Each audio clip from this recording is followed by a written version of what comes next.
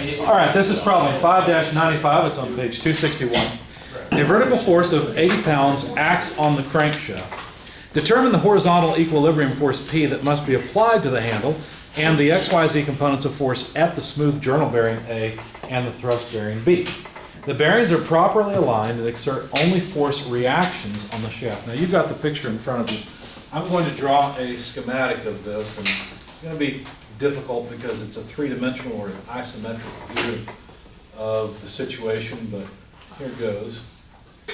So the shaft is something like this. Essentially it has two crank positions on it, and there's a force P applied out here. Now there's a 4-inch length here. Let me put a coordinate system on this thing so you can tell what's going on. And in fact, I decided to turn this axis this way. So I had X, Y, Z. By the way, have you learned about right-handed coordinate systems? Well, a lot of assumptions are based on the fact that we're using a right-handed coordinate system. So if you think about a coordinate system, X, Y, Z is in proper alphabetical order. And so what you need is for X into Y to be equal to Z, Y into Z equals X, and Z into X equals Y. Take the cross products of those. So if you think about the right-hand rule, that's why it's called a right-handed coordinate system, because you can rotate X into Y and get Z. Anyway, a left-handed coordinate system would be with Y in this direction, but I'm not going to use that one, of course. Anyway, so you can tell that this force P is located or is oriented along the, or parallel to the x-axis. And then there's an 8-inch crank arm. The shaft rotates on bearings something like this, but there was a really important note they made. They said that B is a thrust bearing. What does that mean? What does a thrust load mean? It's a load along the direction of the axis of the shaft. Okay, that's what a thrust load is.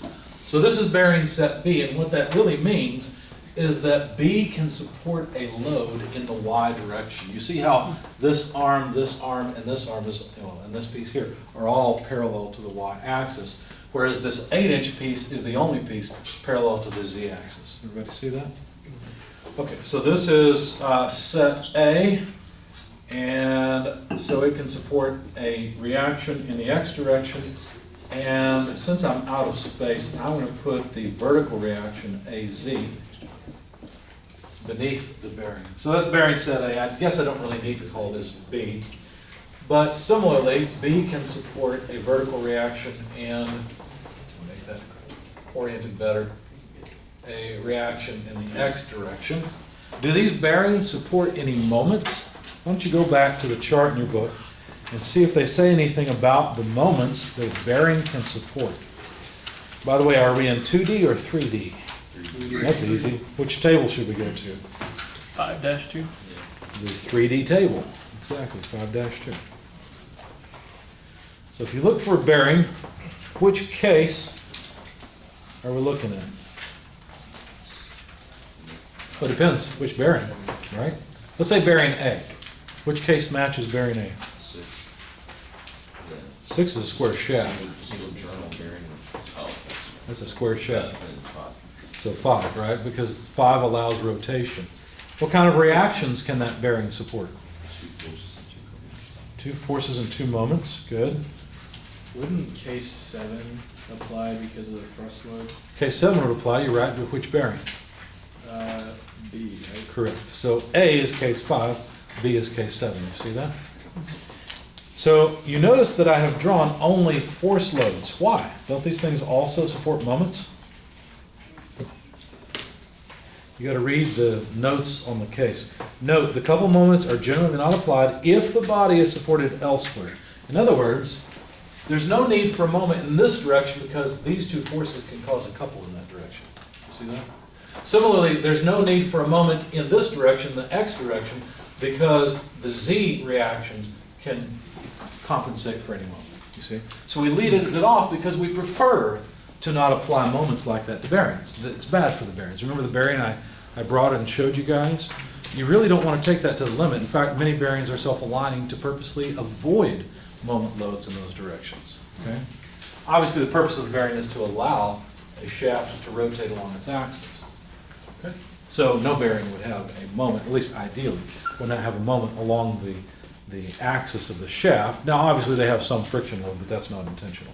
We usually neglect friction in situations like that in static. So anyway, we've got a load of 80 pounds. And to be clear, this is in the negative z direction. It's apparently applied to the center of that arm. And so the distance between bearing A and the point of application of the 80-pound load along the y-axis is 14 inches. And not surprisingly, it's a further 14 inches to bearing B. So the load is at the center between the distance, 28-inch distance between A and B. Does that make sense to everybody? Okay. Obviously, it's offset in the x direction. There is a 6-inch length from bearing A out to this point, just as there's an 8-inch length down and a 4-inch length out to P. So my drawing is obviously not to scale. And then there is a 10-inch length from, well, there to there. Okay? So what are we supposed to find? Well, the reactions. So what reactions are there? AX, AZ, BZ, BX, BY, and I think they also want us to find how much load P is required in order to hold this thing in equilibrium. Yeah, determine the equilibrium force P. Any questions on the setup of this problem so far? Picture in the book's a whole lot better than mine, but hopefully it all makes sense. So what tools will we use to solve this problem? Equations of equilibrium, right? 6 equations. Those equations are 3 sum of force equations, 3 sum of moment equations, right? Okay, so let's do that. Let's write them out. I'm going to start by summing forces in the x direction. That'll get the force P involved that I need, but P, of course, acts in the opposite to the x direction, so negative P. And then there is an x component at A that I have assumed to be in the positive x direction, so plus AX. And then there's also plus BX. Is that it, or is there anything else? Isn't BX negative? Well, it may turn out to be, but notice I've drawn it in the positive direction. It may need to be in the opposite direction. We'll see. I think that's it. Can't add any y or z forces here, and of course that 80-pound force, you could put a times negative k bar next to it to indicate we know it's moving downward, right? Parallel to the z-axis. Anybody watch the video I posted about why we use I, j, and k with x, y, and z coordinates? It has to do with the square root of -1, usually called I. I posted a video, I think, on it. You can watch it if you like. It turns out that somebody had an idea for using 3 different square roots of -1, I, j, and k, and that's actually where this comes from. Anyway. What about if we sum forces in the y direction? Let's see, the y direction looks pretty lonely to me. Which force acts in the y direction? BY. Any others? Nope. That was easy. By is nothing. Right? If P had an angle in the xy plane, then sure, then there would be a component, but there's not. There's no need for support. The thrust bearing has no thrust load in it right now. Since we're dealing with sum of force equations, let's just continue and go on to Z as well. That has a few. We've got AZ plus BZ. And then we've got minus 80 pounds. But that's it. P has no Z direction action, right? It's only in the negative X direction. So, AZ plus BZ equals 80 pounds. Well, so far we've written down a lot of equations. We've written down 3 and we've got 1 unknown solved for. It was kind of a trivial unknown. So that didn't quite work out for us. We're not really done. We need these equations, but we haven't really solved much. The next thing to do is to sum moments. Now, about what point would you sum moments? And why? I think it's something about A. A would be a good point. Are there any other options? I would choose B. Could choose B. It actually doesn't matter which one you choose, because even if there was a thrust load, notice that that load passes through point B, which would be at the center of the bearing, and through point A. So take your, I happen to choose A. Why? I don't know. It's not wrong to choose B. Take your pick. It doesn't matter. You'll get the same thing. Now, they're not independent. You can't sum moments about A and sum moments about B and sum forces and have independent equations. Three of them will be linearly dependent. In other words, you'll be able to put the other equations together and derive three of the equations that you used out of those 9, okay? So take your pick. If it's more beneficial to sum moments about A and sum moments about B, great, do it. You just won't be able to use the sum of forces. Well, you could write them down. It's just they don't tell you anything new, okay?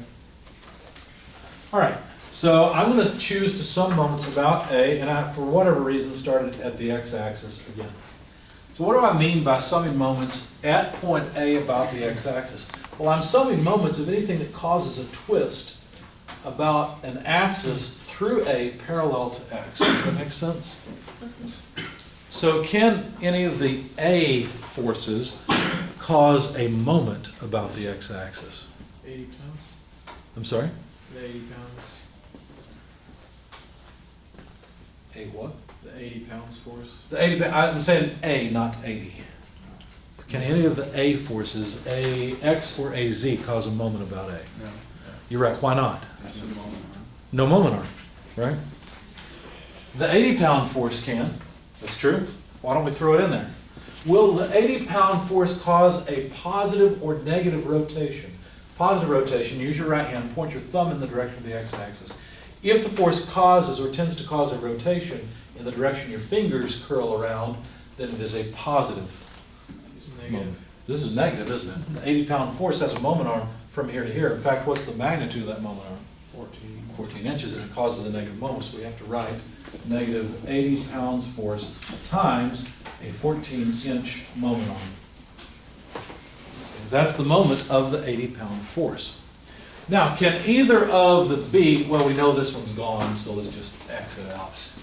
Well, but could BY have caused a moment about A? If it's seized up. If it's what? If it's seized up. Okay, that's a clever way to put it. Yeah, if it's seized up. But I'm talking about when it's operating normally. No, right? Because, why? Because BY, and it would really be the bearing that would cause that, not so much a force in the Y direction. But anyway, BY has no moment arm. It passes through A. So it can't cause any moment about A in any case, even if it were present. About the X, Y, or Z axis. Okay. Can BZ cause a moment about the x-axis at A? It could if it wasn't bolted down.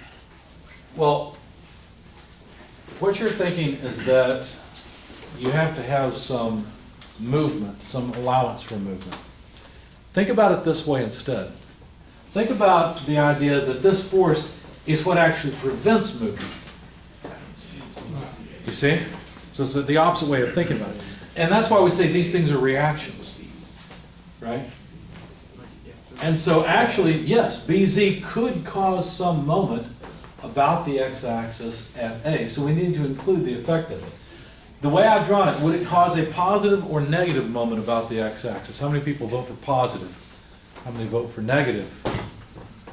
Good. You're right. It would be a positive moment. What would be the magnitude of the moment arm? 28 inches. If you're confused, if we're going through this and we seem to just be getting all these answers and you're like, wait a second, what on earth is going on? Stop me and I'll explain it, okay?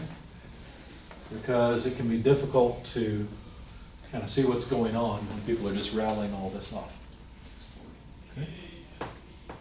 All right. So, is there anything else?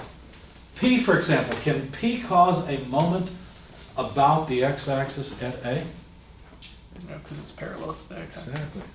Any force parallel to the axis that we want a moment about cannot cause a moment about that. You have to have a force perpendicular to the axis. In other words, we would have to have a force in the y or the z direction in order to cause a moment about the x-axis. In fact, if we had a force in the z direction, the moment arm will lie in the y direction. If we have a force in the y direction, then the moment arm would have to lie in the x direction. You see that? It's kind of like a cross product. Why? Because it is a cross product. That's why. Okay? Is there anything else that can cause a moment about the x-axis at A? That's it. So notice we have one equation and one unknown. This will yield BZ. So let's go ahead and solve for it. So basically we just take this to the other side. 80 pounds times 14 inches divided by 28 inches. Notice what happens. We get pounds out of this, and it's half of that. It's 40 pounds. That should make sense, because think about it. This bearing has twice the moment arm that the applied load has, so the reaction can be half. You don't know whether it's positive or negative? I do know whether it's positive or negative because I was very careful about the sign of the moment of each of these forces, this resultant force and this applied force. And I know that I calculated, or I assumed the correct direction for BZ because the number came out positive. So you just found out that at point B, there's force going up in the z direction. And magnitude 40 pounds. That's right. That's why you have to be so careful to account for everything. That's right. One little mistake in any of these equations and it throws the rest of them off because they're interdependent. That's right. Could we now then calculate AZ since we know BZ? 40. What is it? So AZ is also 40 pounds. Does that make sense? They're both equidistant. Yeah. Well, it's equidistant, but also think about it. 40 plus 40, 80 now. Yeah. Makes sense, doesn't it? That's exactly what this says. All right? Well, it looks like we've exhausted all of that. How about if we sum moments at A about the y-axis? This time, help me out a little bit more. What should I write down for the sum of the moments about the y-axis at A? First of all, what directions of forces can cause a moment about the y-axis? X and Z. X and Z. That's it. Only X and Z forces can cause moments about the y-axis. You see any X or Z forces? Z. Quite a few, aren't there? And then AZ, BZ, BX, AX. You don't need AZ or AX though, because passing through point A. That's right. So we can't use AX or AZ. That was nice. Don't have to worry about those two. What about BX and BZ? Can they cause a moment about the y-axis at A? yes. BX can be. What kind of a moment arm? So let's think about the X direction forces. What moment arm, what would be the axis for the moment arm for BZ so that it can cause a moment about the y-axis? I'm sorry, BX, excuse me. What would be the moment arm for BX so that it can cause a moment about the y-axis? It's easy, it's the other axis. Right, it's the z-axis. So BZ would have to be up along the z-axis above or below, but it's not, right? It's at the same elevation as A, and so it can't cause a moment arm. Tell me why BZ cannot cause a moment. Still doesn't have a moment I'm sorry? Still doesn't have a moment on it. Still doesn't have a moment arm. So along the. What direction would it need a moment arm in? Along the x-axis. Along the x-axis. It would have to be right or left, wouldn't it? So AX, AZ, BX, BZ, none of those have a moment arm, so none of them cause a moment about A in the y direction. Is there anything that causes a moment about A in the y direction? 80 pounds. 80 pounds. Positive or negative? Negative. How do you know? Because its moment tends to cause rotation in the opposite to the y direction. So you're right. Negative 80 pounds. What is its moment arm? 10 inches. 10 inches. In what direction? Or what is that 10 inches parallel to? The x-axis. The x-axis. So you see how a z force with a moment arm along the x-axis causes a y rotation? Okay, so all three of those have to be together. Okay. Anything else that causes a moment about the y-axis? P. P, definitely. Does P cause a negative or positive moment? Positive, good. Why does it cause a positive moment? Because it's just statics. Because of this is statics. Well, not everything in statics is positive. There are some negatives. Speaking of exams, I'm just kidding. Because it has to be opposite to the 80 pounds. Right, so it has a negative z moment arm. You see that? And because of that negative z moment arm, this negative x force causes a positive y rotation, or positive y moment. So plus p times, what's its moment arm? 8 inches. And that's it. So from this, we can calculate the external load P. It's pretty easy. It's just 80 pounds times 10 inches by 8 inches. And so P is going to be a little more than the 80 pounds, isn't it? Because it doesn't have as long a moment arm, and yet it has to cause the same moment. So it's 100 pounds. So you've got to apply 100 pounds of force at that handle. This kind of reminds me of an old Model T. No, I wasn't born when they used Model Ts. I've seen them falling apart, thank you. But you had to crank the crankshaft, right, in order to get the piston to rotate around. Anybody know how many cylinders the Model T had? It's not 4. I have no, was it a 4-cylinder? I don't know. It was a really big 4-cylinder. Well, it didn't produce much power, I know that. That's interesting, it was so large, it must have been very inefficient. Okay, good. What are we missing? We need a moment about the point A. Could we take moments about point B in the z direction? Yeah, we could. We'd get the same sort of thing. We may not need it. We may not need what we get, but we would. It's usually going to be x, and you can plug into your x equation at the top. Right, exactly.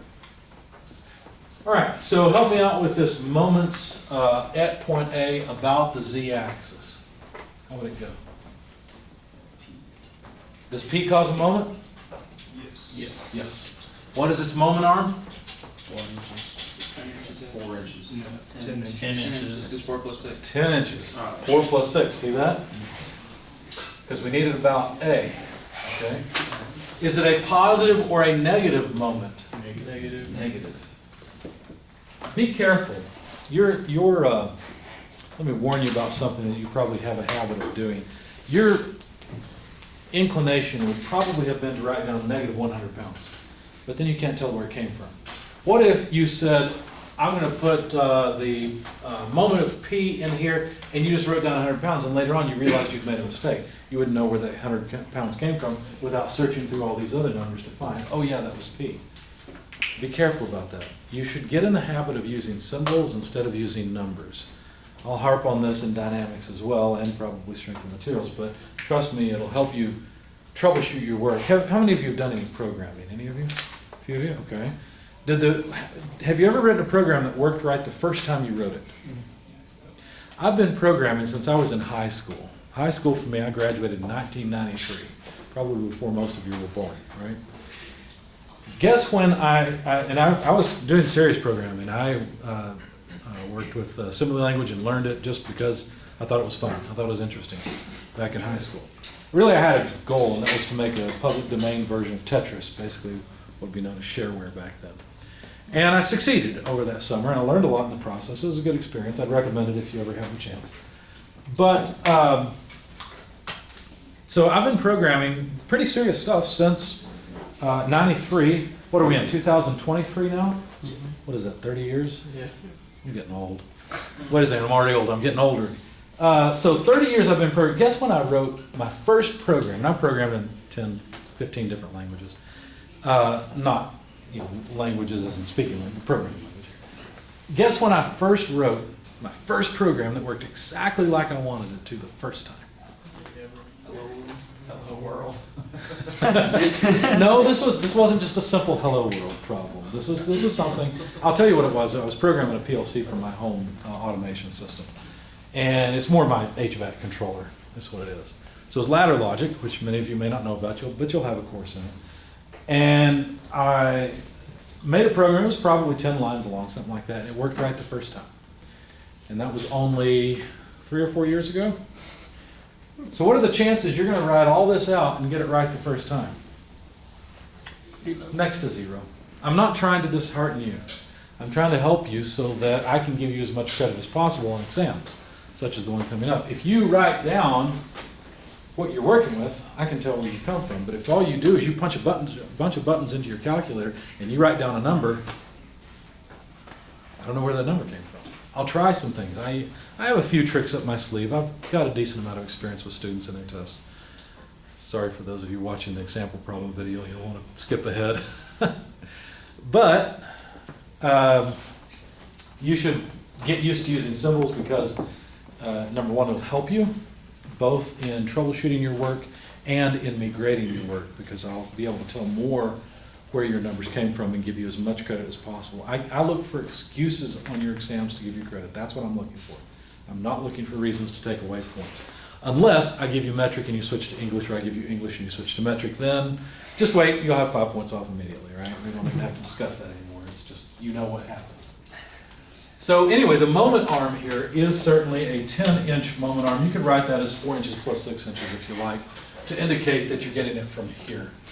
Because you might accidentally write 8 inches plus 6 inches, for example, right? So maybe writing 10 inches is a bad idea in the same vein as writing 100 pounds here would be. Because if I write 4 inches plus 6 inches, then I can tell more where it came from. You see? Anyway, just food for thought. So we're summing moments about point A, therefore all the forces in A will not enter the equation. Will the 80-pound force cause a moment about the z-axis? No, because Z. No, because it's parallel to the z-axis. Exactly. Good job. How about BZ or BX? BX would not be Z because it's also parallel. Exactly. So BX would. What should I write for BX? Positive or negative? Negative. Good. And then what? BX times 28. Good. BX multiplied by 28, the distance to the point. Excellent.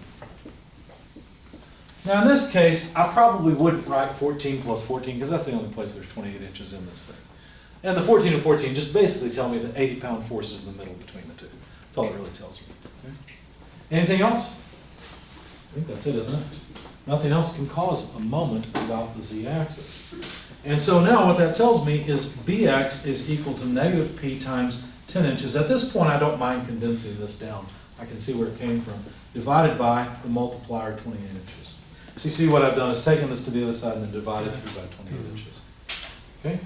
Now I'll plug in the 100 pounds times 10 divided by 28. I'll drop the inches over inches because they're going to cancel anyway. And so now that comes out to about 135.71 pounds for, nope, I'm wrong, sorry, that's later. That comes out to negative 35.71 pounds force. So there's BX. In other words, I chose the wrong direction, I guessed wrong. Okay, so BX points in that direction. Last thing to do is to calculate AX. And so for that, I'll have P minus BX. And sometimes I won't even bother writing out the 100 and BX, for example. I'll just note what they are and type it in. 137.71, wow, 135. It's just 100 minus a negative 35.71. I think I said type it in, I meant write it in.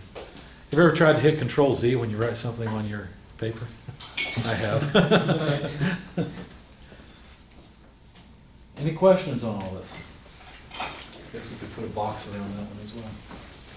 It makes sense that BX would be positive because P is pushing in that direction, which means that the bar would want to go, would want to turn, and so BX would have to push in the positive direction. So you feel like it should be a force in this direction?